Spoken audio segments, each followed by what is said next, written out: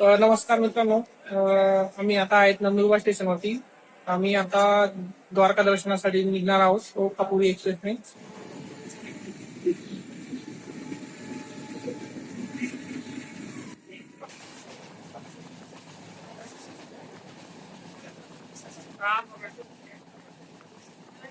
इसका यहाँ का लोकल रहेगा ये शाम को। ये 7 जगह यहाँ का लोकल घूमो। कल ये घूमो नागेश्वर, ज्योतिर्लिंग, गोपी तालाब, बेरसा, रुक्मणी। एक ही लाइन में पड़ सके ये पूरा चारों पूरा राउंड ये बेट द्वार करते। हाँ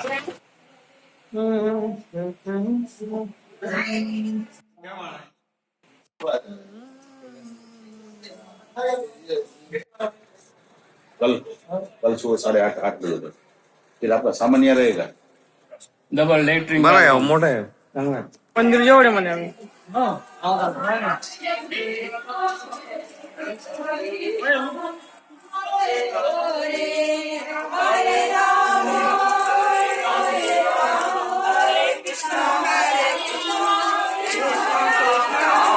चालत जाना, पुढे जाना.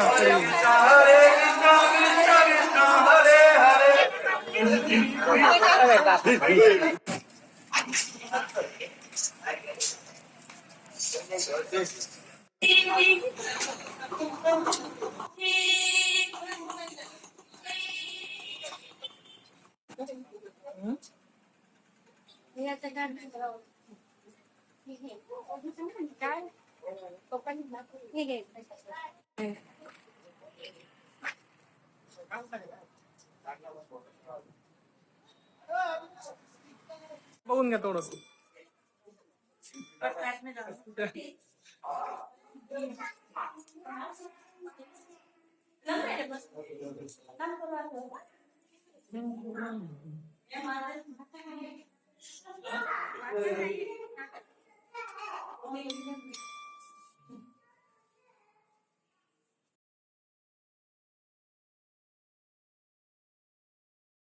आई बटा नगर पंचायत नगरपालिका काम आई कुलकेश्वर महादेव क्या होगा वही है ना कुलकेश्वर महादेव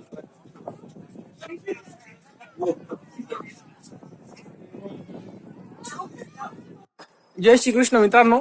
आम्ही आता सकाळची पहाटेची काकड आरती करायला जात आहोत, तर चला आमच्या सोबत. जय श्री कृष्ण मित्रांनो. आम्ही आता जात आहोत रुक्ष्मणी मंदिर, नागेश्वर महादेव, गोपी तालाब आणि बेट द्वारका. हे 4 पॉइंट आहेत जवळपास बेट द्वारका मध्ये पाहण्यासारखे. तर चला आपण भेटूया तिथे. और द्वारिका मोक्ष धाम के भीतर में ये आधे तीर्थ की मालकी है। सारे यात्री को द्वार में जाके दर्शन करेंगे। जब शाम को तो वहाँ जल का प्रसाद पीना और मंदिर का पूरी परिक्रमा करेंगे।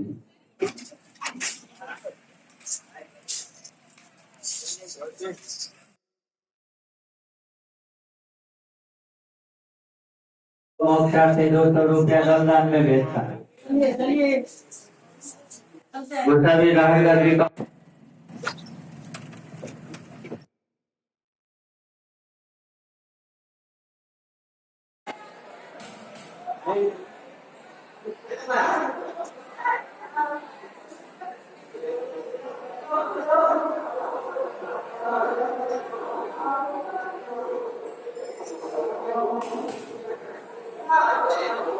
आम्ही आता आलो आहोत गोपी तलावला, नागेश्वर महादेव पासून 5-6 किलोमीटरला. तर इथं अशी आख्यायिका आहे, जेव्हा कृष्ण हे द्वारका बुडवणार होते तेव्हा त्यांच्या जे 16,000 राण्या होत्या, त्यांनी अर्जुनांना हस्तिनापूरला घेऊन जायला लावलं होतं. तेव्हा रस्त्यामध्ये त्यांना पाण्याची तहान लागली होती, तेव्हा तिथं थांबले होते पाणी पिण्यासाठी. पण अर्जुनाला गर्व आला होता की मी श्रीकृष्णांच्या 16,000 पत्नींचे रक्षण करतोय. तर तो गर्वहरण करण्यासाठी त्यांनी एक भिल्ल समाजाच्या लोकांना इथं पाठवलं आणि त्यांनी साध्या धनुष्यबाणांनी अर्जुनाला हरवलं होतं. आणि त्या ज्या 16,000 राण्या होत्या त्या इथं त्यांनी देहत्याग केला होता. तर त्यांच्या शरीरापासून ही माती तयार झाली होती. तर याच्यापासूनच ते चंदन म्हणतात, त्याला गोपीचंदन म्हणतात. असे चंदन बनवतात.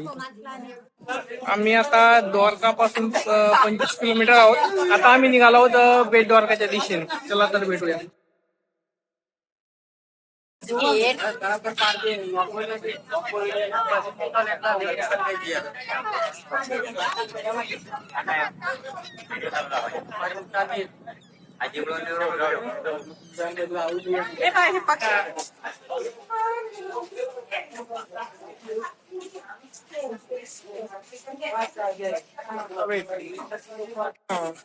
डिझाईन वाला कांदिले नाही का आओ दिया चलो